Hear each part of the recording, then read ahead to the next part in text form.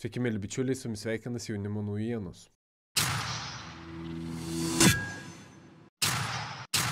Visų pirma, norėčiau padėkoti visiems, kas prenumeruoja kanalą, pasidalina vaizdo įrašais, juos pakomentuoja, paspaudžia patinka, nes tai yra didžiausias paskatinimas kurti toliau. Taigi, turbūt visi girdėjome, kaip neseniai Konstitucinis teismas pripažino vadinamąjį galimybių pasą jų nuomonę teisėtų. Tačiau teismų sistemoje yra ir kitokių svarbių sprendimų.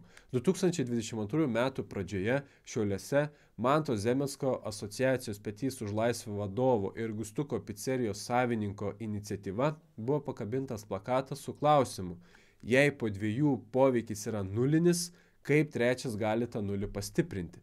Tačiau užsipuolus įvairaus plauko įtakotukam šią idėją, reklamos vietą nuomojanti įmonė OVEX plakatą turėjusi kabėti mėnesį, nuėmė po 3 dienų.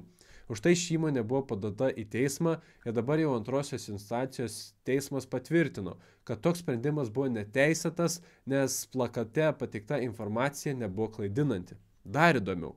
Teismas nurodė, kad asociacija Petys už laisvę, rengdama plakato turinį, vadovavosi ne kažkokiais gandais, sąmokslo teorijomis, o autoritetingo mokslininko nuomonė ir toks informacijos apie atsakingą COVID vakcinų vartojimą skelbimas laikytinas prisidedančių prie visuomenės narių socialiai atsakingo, apgalvoto, tinkamai įvertinto elgesio jiems vartojant receptinius vaistinius preparatus formavimo. O kiek buvo pilta pamazgų iš įklotukų, jog šis plakatas yra baisiau už gyvą velnę, o pasirodo kritiškai mąstyti yra sveikintinas pavyzdys.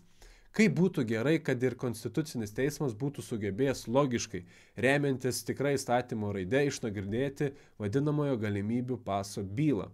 Tačiau galima pasidžiaugti ir tokiu asociacijos Petys už laisvę laimėjimu, kuris parodo žemo žiniasklaidos ir įklotukų manipuliavimo lygį. Iki.